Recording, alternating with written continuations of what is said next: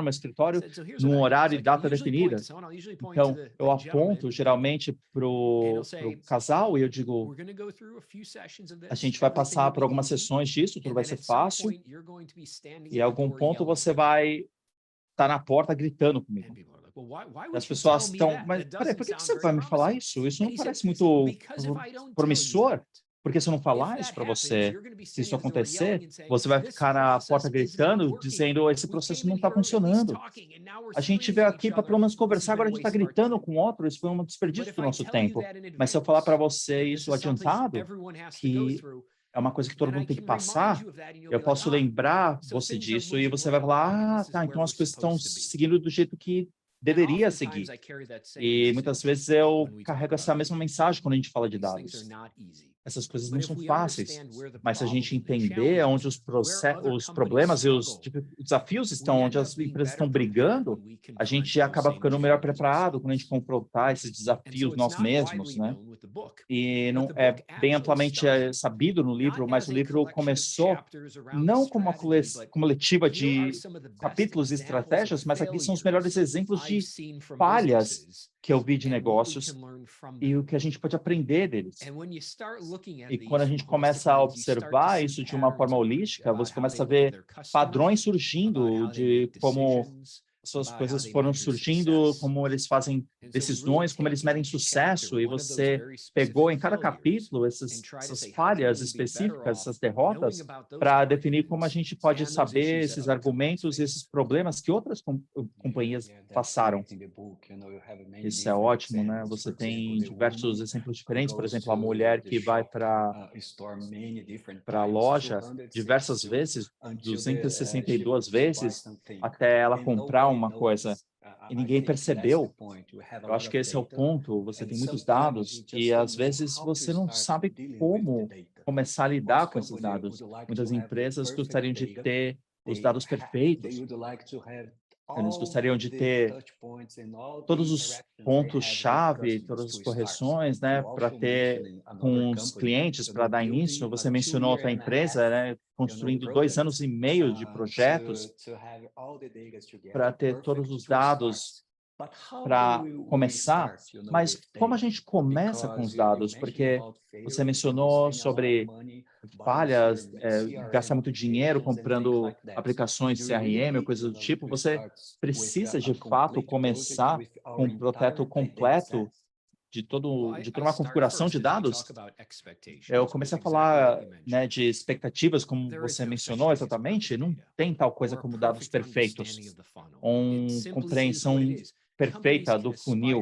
É o que é. As empresas podem se aspirar, ficar melhor, capturar mais informações, e não tem um ponto que elas vão dizer, ok, a gente chegou lá. E, infelizmente, para essas empresas que fizeram um ótimo trabalho de integrar e limpar seus dados, na verdade, eles estão piores por causa disso. Porque se tem algo novo que eles podem coletar, algo novo que eles podem pedir aos seus clientes, eles não querem capturar se ameaça a sua visão perfeita de dados. Eles gastam tanto tempo instalando tudo no lugar certo, os desafios de adicionar mais uma ideia, mais um ponto, é difícil para tudo que eles já investiram. A gente tem uma visão imperfeita do mundo, eu disse primeiramente, não por causa das limitações de tecnologia, apesar de influenciarem, mas porque nós somos humanos. Seres humanos fazem muitas coisas doidas. E é difícil, uma das histórias que eu gosto de contar, dos senhores que eu trabalhei aqui na Califórnia, ele tem o PhD em astrofísica.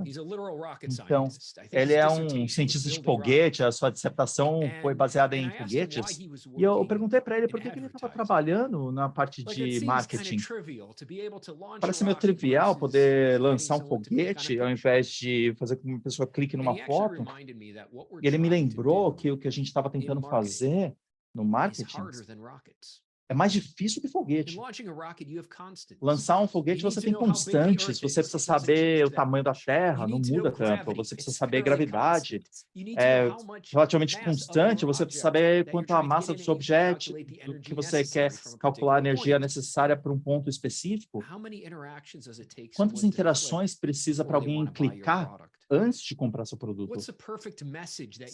Qual a mensagem perfeita que precisa integrar para o consumidor, a perfeita oferta no horário perfeito, e até tentar decifrar isso, eu prometo para você que vai ser mais difícil amanhã.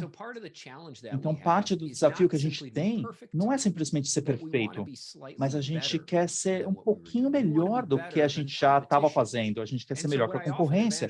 Então, o que eu ofereço como conselho nas empresas, eu até menciono isso no livro, é o passo 1. Vamos organizar nossos dados, vamos deixar isso limpo, organizado, vamos entender todos os pontos de toque aí.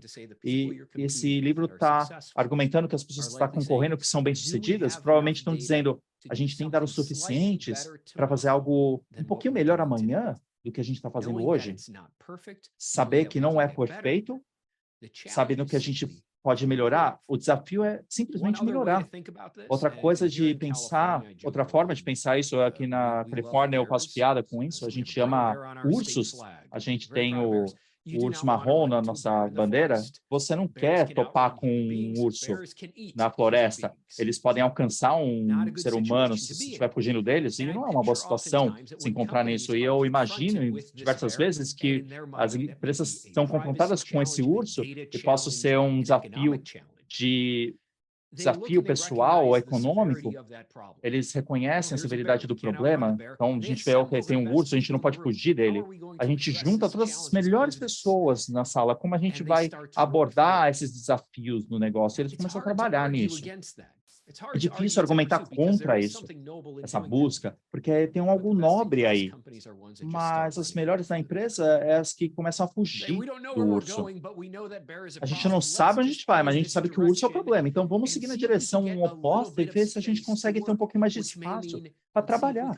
Que significa que vamos crescer um pouquinho mais rápido, vamos ver se a gente consegue ter um pouquinho mais de tempo antes de confrontar esse problema. Mas, na realidade, eles estão abordando o problema de forma diferente, onde todo mundo está tentando fugir do urso e resolver esse problema. Eles estão tentando, na verdade, fugir dos seus concorrentes. Vamos ser um pouquinho mais rápido do que o resto do mercado, sabendo que essa fórmula é a razão para o sucesso.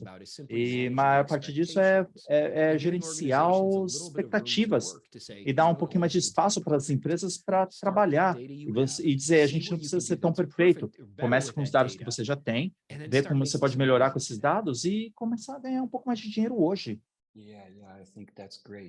Sim, eu acho que isso é ótimo. E também, outra coisa que você mencionou no livro é começar conversas, porque a maior parte das vezes os atores eles querem ter respostas imediatas, sabe? Numa base mais transacional, e eles começam a ter conversações, mal começam a ter conversações com seus clientes. Qual a importância disso? E você acha que é tão fácil para um mercado com esse ponto de vista tradicional, mudar uma conversa com os clientes? É fácil? Não. E eu não quero dizer numa forma existencial, tipo, a gente não pode fazê-lo, não é fácil, porque a gente já fez a outra coisa por muito tempo.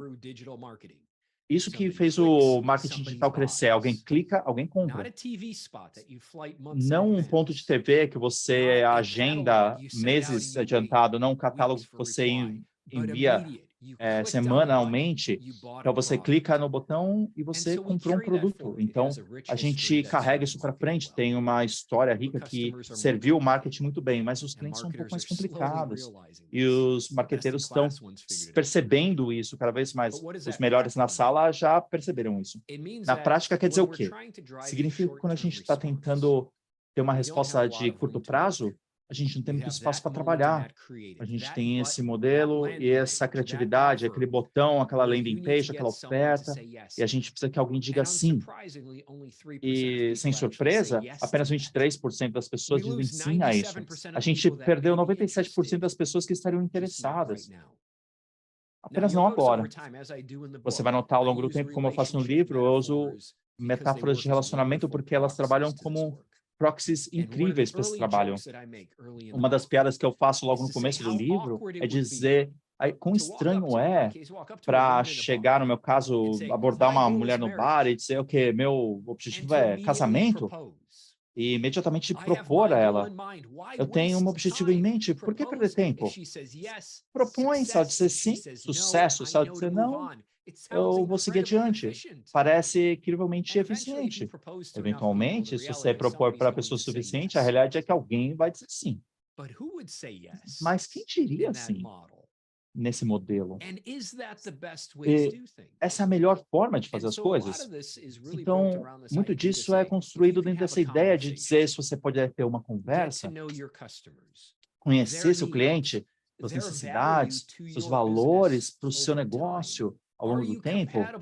Você está compatível a longo prazo? É alguém que você está genuinamente interessado no seu negócio ou porque você tem o preço mais baixo, promoção? Aí você vai poder fazer decisões melhores, porque você não está otimizando apenas para aquele momento, você está otimizando para o sucesso a longo prazo do seu negócio. Mas, mais importante ainda, você se diferencia de 97, 99% do mercado que simplesmente está aí propondo. Com toda a propaganda, cada e-mail, dizendo que você precisa comprar um produto agora. O quão incrível seria para um consumidor dizer que é uma empresa que quer entender de fato quais são as minhas necessidades e o que eles podem entregar.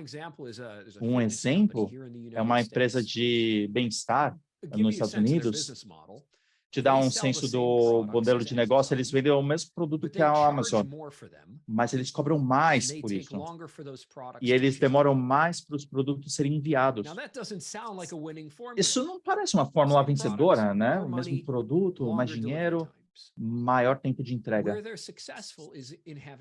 O bem sucesso deles é o relacionamento. Você buscar esses produtos na Amazônia, no Amazon, a Amazon quer que você compre esses produtos. Você buscar, você vai ter 50 mil produtos. E como consumidor, você tem que separar todas as páginas dizendo que você comprar agora.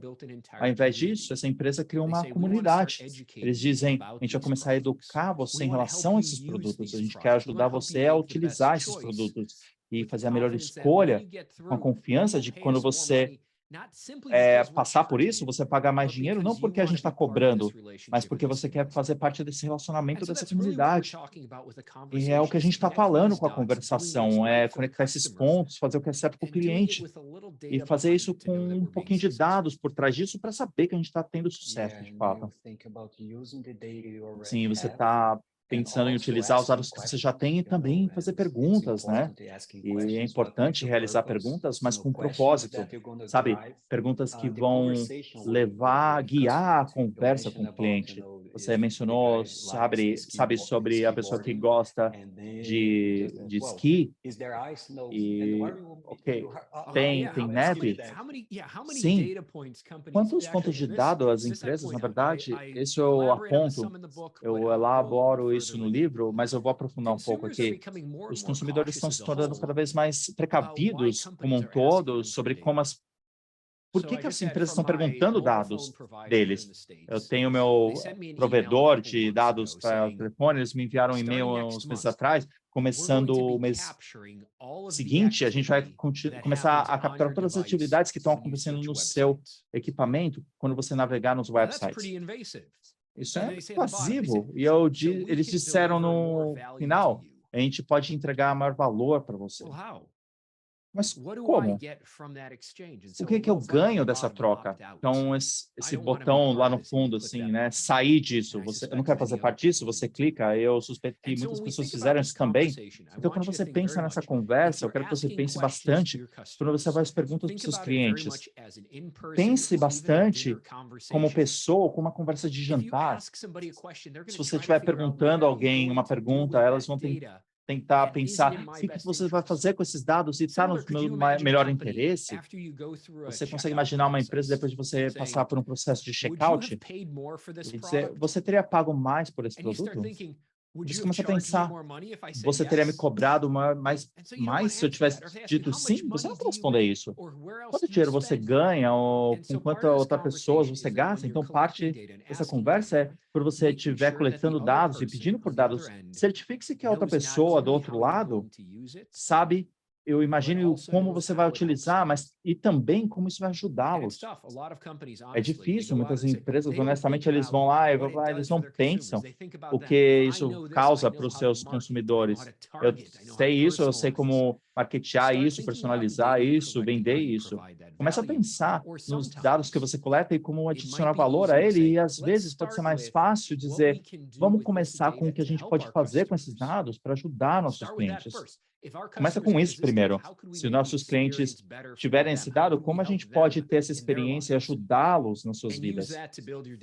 E usar isso para construir os seus dados, para você poder utilizar isso no marketing e carregar essa conversa adiante.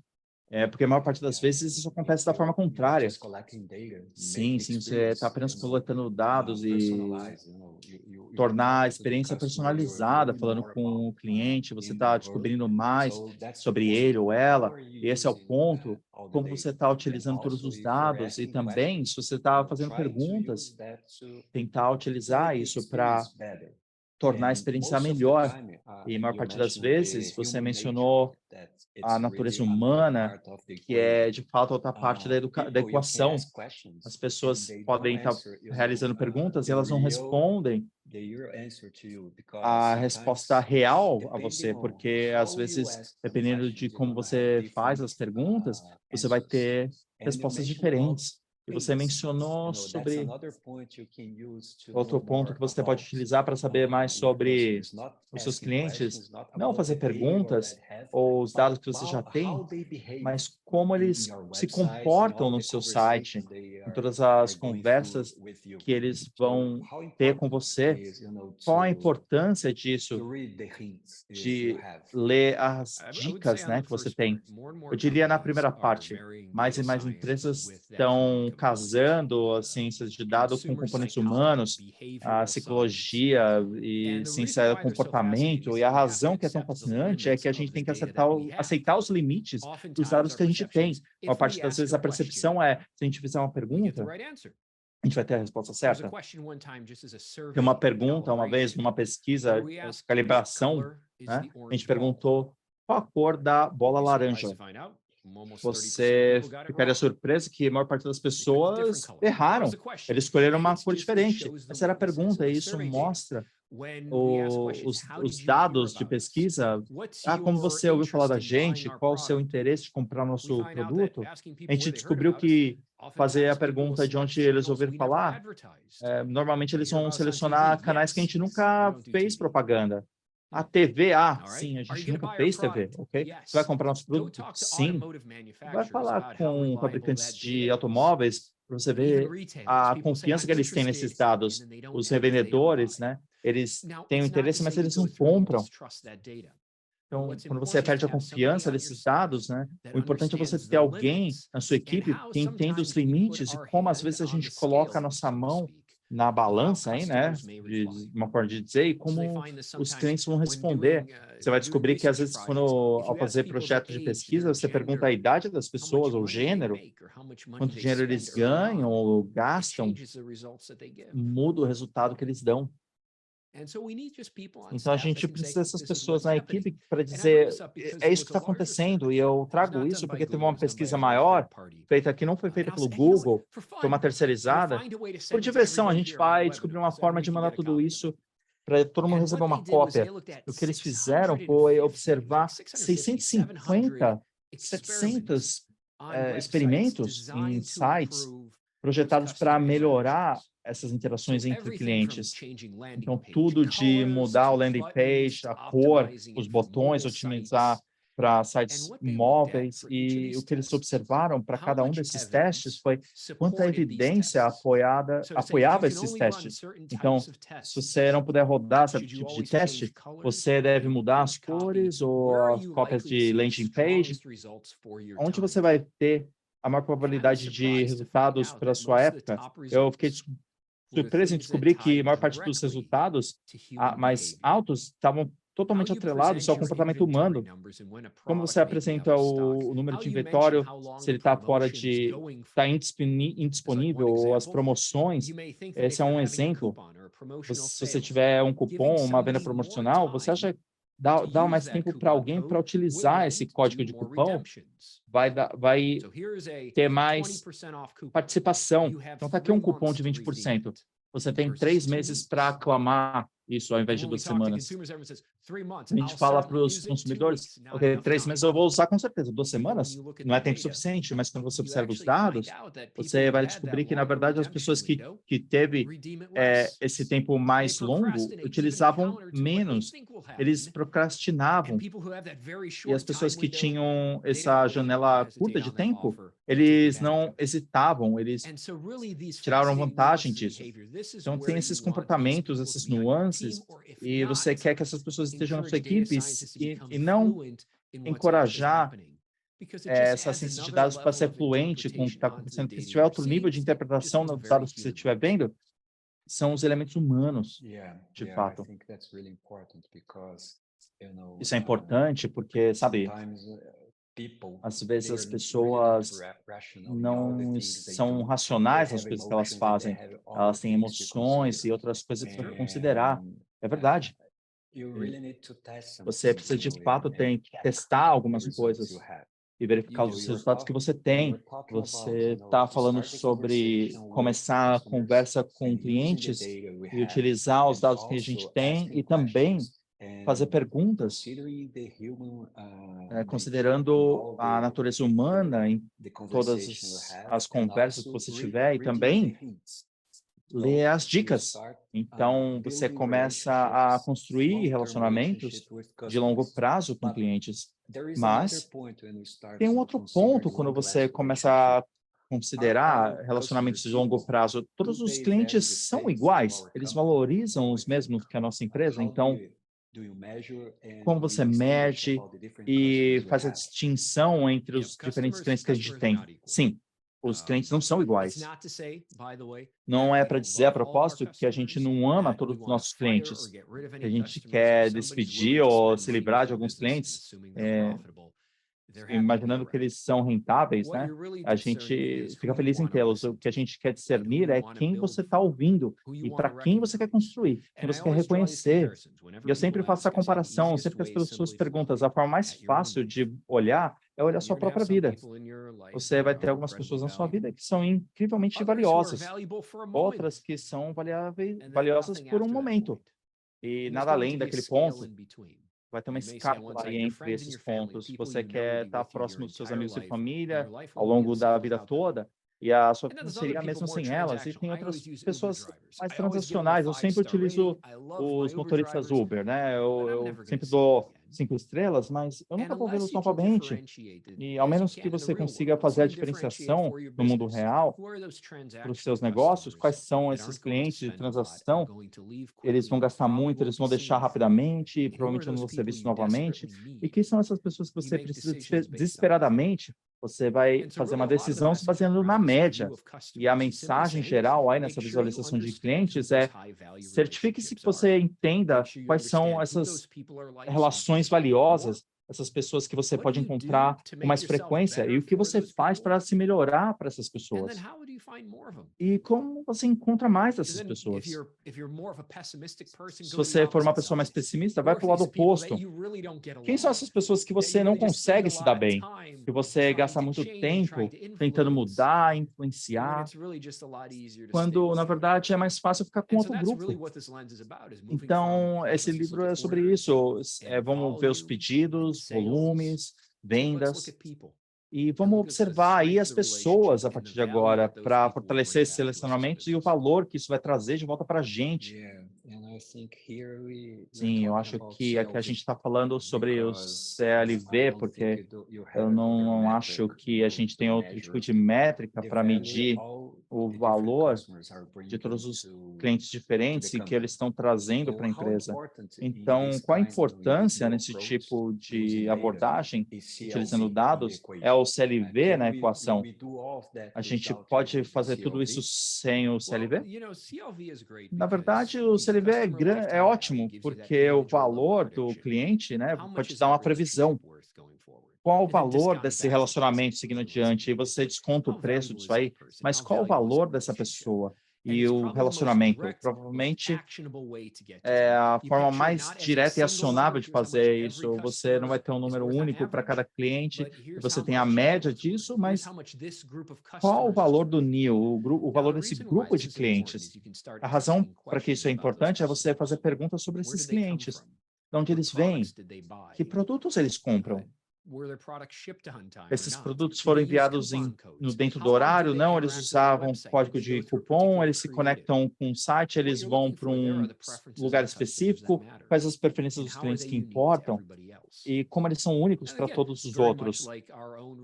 Novamente, da mesma forma dos nossos relacionamentos, vai ter pessoas que você vai se dar bem pessoas que você não se dá bem. Então, a gente, talvez alguns estados aqui nos Estados Unidos, você vai se dar bem se baseando em política, você pode não se dar bem. Aqui, nas empresas, tem pessoas que compravam nessa época do ano usando um cupom num produto de baixa margem. Talvez são pessoas que você queira evitar. Então, o valor a longo prazo pode ser calculado, isso está no livro, está em alguns modelos, eu não quero vender nada proprietário, alguns softwares livres para ser baixados, eu posso apontar você na direção certa. Não precisa de muitos dados, você não precisa de tantos dados, você precisa de uma quantia, né? Idealmente uma margem de ganho. Então, você pode atrelar muitas transações múltiplas no mesmo cliente. Para uma parte dos negócios, você precisa desses dados para no máximo 6 meses. Então, 24 meses, você precisa disso para garantir o valor a longo prazo. Você tem essa métrica que você pode aplicar para as suas decisões e perguntar se as pessoas são melhores ou piores para o nosso negócio. Para responder sua pergunta, alguns negócios gostam de retornar para o RFM, o valor monetário de reincidência. Muitos dos marqueteiros, né, das antigas, dependiam desse tipo de modelo e não tinha nada de errado com isso. Se você disser versus uma abordagem transacional, eu quero observar a frequência que o cliente compra e quanto eles gastam toda vez. Por favor, é uma melhoria incrível versus o que a gente fez hoje. Então, eu posso para adiante. Mas, quando a gente fala da oportunidade para o esforço que você colocou aí, o valor a longo prazo é 20, 30 vezes maior. Então, é uma escolha. Se o negócio não tem a habilidade de rodar modelos ou esse comportamento previsível, então o RFM pode resolver. Mas se você fizer isso, você pode ver um retorno melhor. Vamos pegar esse modelo previsível com valor a longo prazo para a gente observar mais adiante. Sim, eu acho que o ponto é identificar o seu cliente, sabe?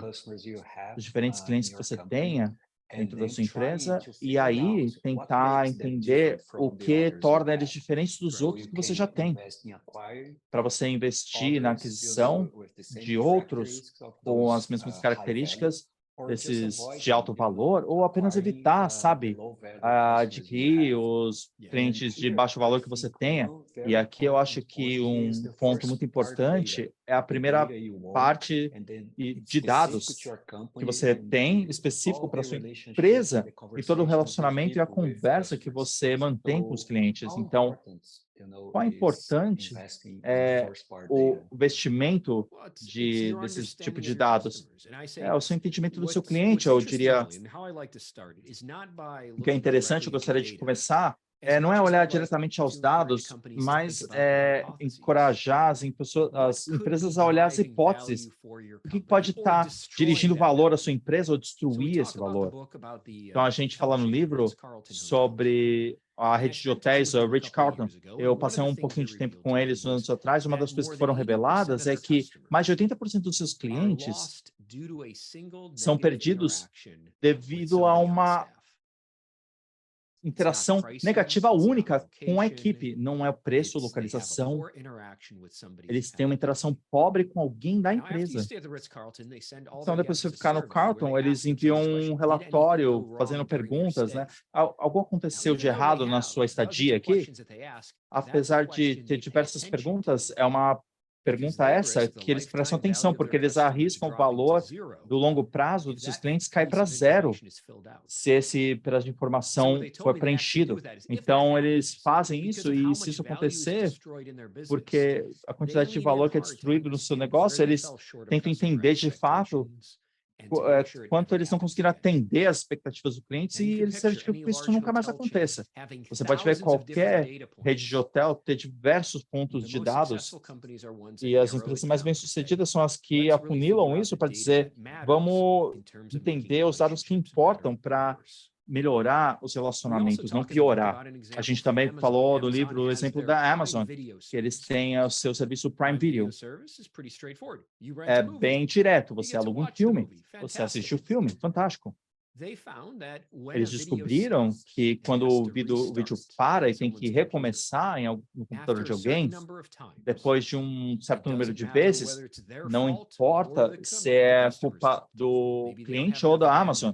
Talvez eles não tenham banda suficiente, né, o cliente, ou não tem Wi-Fi. E se isso acontecer, o valor de longo prazo do cliente cai para zero para esse produto. Ele teve uma experiência pobre, o cliente, eles não vão retornar. E quando isso acontece, eles retornam o dinheiro para o cliente, eles não esperam o cliente reclamar. Eles falam, a gente vai tentar devolver o dinheiro para resgatar esse relacionamento, mas tudo começa com uma hipótese. Não ir para o dado e interpretar o que ele diz, mas sim o que você faz para os seus negócios que é projetado para melhorar a experiência do cliente ou se você está destruindo isso. E esses são os dados que você coleta. Então, de volta para aqueles exemplo da planilha, todos os nomes dos clientes e o valor a longo prazo, compara isso, contrasta isso com o que eles falaram no telefone. Eles registraram reclamação e as empresas vão pedir, dizer, se a gente calcular esse valor de longo prazo novamente, isso mudou. Eles vão começar a fixar nisso. E a razão toda que eu enquadro essa metodologia dessa forma, novamente, é manter os dados de forma importante, mas talvez não como o primeiro passo. Então, você não está indo lá e falar assim, a gente precisa resgatar todos os dados antes de entender nossos clientes. Você vai entrar lá e dizer, a gente conhece os clientes que reclamaram, a gente conhece os clientes que receberam seus produtos atrasados, a gente conhece os clientes que reconhecem, a gente deram um review de 5 estrelas em algum lugar. Começa com essas perguntas. E aí a gente volta para eles e a gente tem os dados necessários para provar ou desprovar isso, e se a gente não tiver, as empresas vão se sentir empoderadas para dizer onde a gente encontra esses dados aí para testar essa hipótese e trabalhar nela, ao invés de dizer a gente precisa de uma plataforma totalmente nova, de milhares de pedaços de dados, né? Quanto mais próximo você deixar os dados da ação, especialmente para valores a longo prazo, mais poderoso isso fica. Sim, eu acho que é o processo contínuo. Você começa, aprende, e aí você tem novas hipóteses. E então, você vai buscar dados para suportar essas hipóteses e teste. Eu acho que teste é muito importante nesse cenário, porque você mencionou no livro algumas vezes, empresas estão preocupadas em, sabe, realizar testes porque elas não sabem se elas vão ter sucesso. Então, elas evitam gastar um pouco de dinheiro e não consideram quanto que eles podem ganhar se aquele teste fosse bem sucedido. Então, eu acho que você precisa mudar, de fato, as mentes. Né? Você não sabe tudo, você não tem todos os dados que você tenha e você tem um processo contínuo de aprendizado. Quanto mais você interagir com os clientes, mais você vai manter a conversa, mais você vai aprender, e aí sim você pode utilizar esses dados e todo o conhecimento que você tem, sabe, para guiar a conversa com clientes, porque você vai saber mais o cliente e você pode guiar a conversa de uma forma diferente. Por exemplo, no caso da mulher, sabe, que foi 262 vezes para comprar os sapatos e toda vez que ela estava indo lá, sabe, era como se fosse a primeira vez. Então, ela estava recebendo a mesma mensagem todas as vezes. E eu acho que esse é o ponto. Esse é um ponto, e também o teste se ajudar, né? Muitas das empresas observam o teste como forma de reduzir risco, mas também eles observam os custos de todos os testes e logo elas se tornam muito conservadoras com o que o teste propõe. Pequenas mudanças de cor na página landing, são coisas que eles podem aprender, de fato. Isso não está incluído no livro, mas teve um vendedor que me ligou uma vez e falou assim, a gente precisa rodar mais uns testes. Eu falei, ótimo. Ok, eu literalmente tenho milhares de hipóteses, né? E a gente só precisa certificar que 99,9% vai ser bem sucedido. É uma coisa ridícula para fazer um teste. Por que você está fazendo um teste se você já sabe o resultado? Esses são os piores testes, de fato, porque você vai reduzir o tempo de velocidade de tomada de decisão e o resultado, e a razão é que você rodar o teste internamente e falhar, as pessoas vão se perguntar quanto dinheiro a gente custou para a empresa, a gente vai perder um assento na empresa, né? Porque da próxima a gente propor uma ideia, lembra aquela pessoa ali? Eles vão falar, custou dinheiro para a gente. Então, se você está interessado nesse tipo de coisa, né, dica rápida, se você está interessado a mudar a cultura da sua organização e sente que não está lá ainda, comece a reconhecer as pessoas da sua organização antes de eles realizarem os testes. Reconheçam-as se baseando nas ideias que eles tenham, os dados que eles têm para apoiar o caminho adiante para a sua organização, se esses dados acabarem sendo corretos, eles devem saber as respostas. E não deve caber a eles saberem as respostas. Eles já sabem as respostas entrando no teste. Você reconhece apenas as pessoas que têm as respostas corretas, então você vai descobrir que a sua cultura vai se tornar mais conservadora, experimentar as coisas. Se você já sabe o resultado, você reconhecer as pessoas com ideias audaciosas, mesmo se não forem testadas, e as pessoas perceberem que se explorar coisas novas nos dados, se experimentar coisas novas sem saber os resultados, os testes que de fato você quer rodar, essas são as pessoas que vocês querem promover e contratar. Essas são as pessoas que você quer reconhecer. Grandes ideias, apoiadas por dados, podem fazer os negócios crescerem. Não necessariamente ter a resposta correta. Sim, eu concordo com você. Se você tiver 95% de certeza de sucesso, você não precisa rodar um teste. Apenas implemente isso de forma mais rápida. Sim, o que a gente está fazendo? Porque, de fato, sabe o que é engraçado em relação a isso? É que esses negócios estão ficando devagar sozinhos. Uma coisa que tem certeza de funcionar, ótimo. Não vamos fazer até a gente rodar um teste por 6 meses. E aí a gente vai fazer. Mas a gente já sabe o resultado. A gente vai ter o mesmo resultado em 6 meses. Mas ainda assim, você deixa esse processo mais devagar. E a gente quer evitar isso. O que é também uma pergunta que vale discutir dentro da organização, dentro dessas linhas. Quantos dados você precisa de fato? Pensa nisso um pouquinho. Quantos dados você precisa para tomar uma decisão? E eu trago isso porque a gente precisa falar do espectrômetro aqui. Independente do meu papel profissional, eu também tenho a Universidade de Pensilvânia como um trabalho, né, eu levei esses testes aqui, dos melhores testes para levar para um revendedor, eu levei isso para um professor e eu disse, isso é algo que a gente pode publicar? Tem algo aqui? Ele ficou fascinado com os resultados, mas ele disse, a gente precisa estudar mais isso. Ele disse, a gente precisa tentar repetir os experimentos, a gente precisa maiores amostras, ele acabou adicionando cada vez mais coisas, e eu disse, quanto tempo isso vai levar? Pode levar 3 anos para rodar tudo isso, ele disse, antes de ficar pronto para publicar. E eu disse, e que tipo de empresa pode esperar 3 anos para uma decisão? Então, a gente tem uma resposta perfeita por acadêmicos, né, que levaria 3 anos. Do outro lado, a gente talvez um teste simples, pré-post.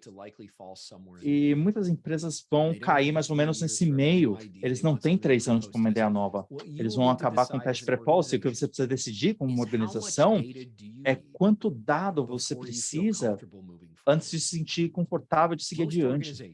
Muitas organizações fizeram exatamente o oposto de dados. Eu vou saber quando eu ver. Eu confio esse revendedor, esse empregado, essa equipe, esse parceiro. Então, tenta ser mais objetivo. Se pergunte quantos dados. É uma pesquisa só de uma página? São 10 casos de estudo? É um experimento? Seja específico sobre o quanto você precisa saber na sua organização antes de seguir adiante e seja explícito com esses requisitos com todo mundo que você estiver trabalhando. É uma forma de ajudar as suas decisões. Você vai dizer, eu preciso fazer esse trabalho antes de trazer uma ideia para você. E você pode seguir adiante, você não precisa perder tempo com outro teste que provavelmente não é possível, necessário. Sim, é étnico. Sim, até agora a gente não falou sobre machine learning, porque a maior parte das vezes, quando a gente começa a falar de beta, né, uma das coisas que surgem é o que tem a ver com machine learning. Você falou isso no livro e, bem, eu mencionei isso, né? E você falou também quando o machine learning é útil E quando a gente pode fazer coisa mais simples que, sabe, vai te dar a informação que você precisa para decidir, para agir. Então, como você vê o uso de machine learning? Porque algumas empresas querem começar com muitos analistas de dados em machine learning, eles têm data centers completos, com os dados perfeitos para começar a se mover em relação a isso. Como você vê o papel de machine learning nessa área? Uau, eu fico feliz de não ter trazido um livro pertinente sobre machine learning. Isso está mudando muito. Vocês que brincaram, já ouviram falar do ChatGPT ultimamente? Você tem uma classificação de que as coisas estão mudando. Ninguém esperava isso 6 meses atrás. O que é interessante sobre o machine learning, eu vou focar no ChatGPT por um momento aqui, não é o que o machine learning pode fazer tecnicamente, mas o que é incrível para mim é a história que isso compartilha com outras pessoas. Então, minha esposa curte tecnologia, ela ouviu falar de inteligência artificial e machine learning, mas nunca conseguiu ligar os pontos. Até ela ver o ChatGPT e ela escreva uma carta de negócio que alcance esses 3 objetivos em segundos.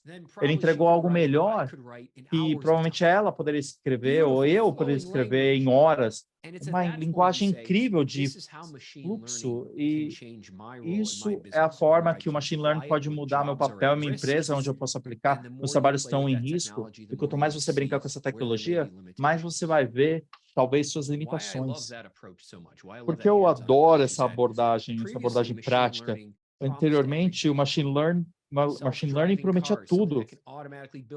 Carros que se autodirigiam, músicas, criar receitas melhor que um chefe Michelin de 3 estrelas. Então, a gente vê isso, as pessoas falando dos potenciais e como isso muda a vida delas, mas ainda está removido do que a gente pode fazer de fato. E uma parte das vezes, os líderes de negócios e marketing, eles têm essa fantasia que eles se comprometem de vender esse potencial do machine learning, mas a gente não tem ideia de fato como isso se encaixa no nosso trabalho. Parece que é uma coisa que é muito importante. Então, sempre o que eu motivo as pessoas a fazer não é construir o machine learning e o inteligência artificial com seu papel principal, mas se perguntar que problema eu estou tentando resolver. Da mesma forma que a gente aborda problemas da vida. Quais são as hipóteses? A mesma coisa com machine learning, que problema a gente está tentando resolver?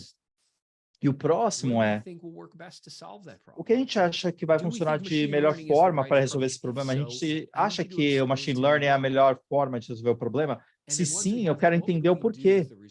E o que a gente faz com resultados? A gente tem um curso certo para o problema, a ação para a solução. Se a gente não tiver, não importa quanto machine learning a gente está metendo aí no problema, porque o negócio vai mudar. Ou pior ainda, a gente está investindo um monte de dinheiro no machine learning porque a gente quer uma função machine learning.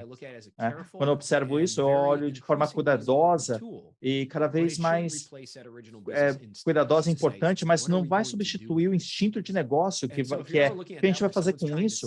E se você estiver observando isso, uma coisa baseando em Business Early, eu tenho dois conselhos. Se pergunte que tipo de problema você está tentando resolver e não como construir uma função de machine learning. Começa a construir valores. E o segundo é se alguém vier perguntar como você está usando o machine learning de fato, você vai dizer sim, mas é dentro de uma caixa, mas você tem que confiar. Então, tem um ceticismo aí com o resultado. 90% das empresas que eu observei dizem que estão utilizando machine learning, mas quando você vai ver, eles estão utilizando planilhas e pessoas. Mas o machine learning parece ser importante e impressionante. Mas em diversos cenários, não fique cego pelas tecnologias ou se avalie o conceito prático e valor que vai agregar ao seu negócio. Sim, isso é incrível, porque machine learning parece ser o fim, mas de fato pode ser a forma de você ter a resposta correta, mas primeiro você precisa avaliar o problema de fato e que resposta esse problema vai trazer como valor ao seu negócio. Exato. Sim, Neil. É ótimo, muito obrigado. Eu gostaria de perguntar a você sobre o livro 2 coisas. Quais línguas ele está disponível? Você vai ter uma versão brasileira do livro logo? Sim, está disponível em chinês simplificado tradicional. Ele vai ser lançado no final desse ano. Hebreu, tem a versão em coreano. Vai ter uma versão em português chegando no Brasil em maio ou junho desse ano. Maiores detalhes vão surgindo, eu vou dar algumas cópias, eu vou ficar feliz. Eu não sei nem qual que é a arte da capa, vai ser eu descobri que é um projeto incrível, aí eu tenho uma cópia da versão coreana, eles utilizam uma foto minha da capa que eu nem sabia que existia, eu parecia bravo, né? Parecia que eu estava gritando sobre dados ou coisa assim. Então, vai ser lançado a empresa está trabalhando em cima, vocês vão dar mais uns meses aí, vai ser lançado em maio ou junho, provavelmente na primavera aí, né, americana. Ótimo. Acho que isso vai ser mais fácil aqui para as pessoas aprenderem mais sobre todas as orientações que você tem para nós. Tem bastante visão aqui. Eu não sei se você está planejando uma segunda edição do livro, porque você escreveu o livro quase 2 anos atrás, e se você estivesse planejando ou trabalhando em uma segunda edição, qual seria o outro tema que você adicionaria nessa versão nova? Coisas que você está pesquisando agora? Quais outros assuntos você está buscando? Eu provavelmente diria que a tinta do meu livro primeiro está meio fresca, né? Fazer o livro é incrível, mas fazer a leitura, o proofread é horrível, né? Onde a vírgula foi no lugar certo, soletrar a palavra, né? Eu não quero passar por essas memórias ruins aí da parte que eu aprendi na escola sobre inglês.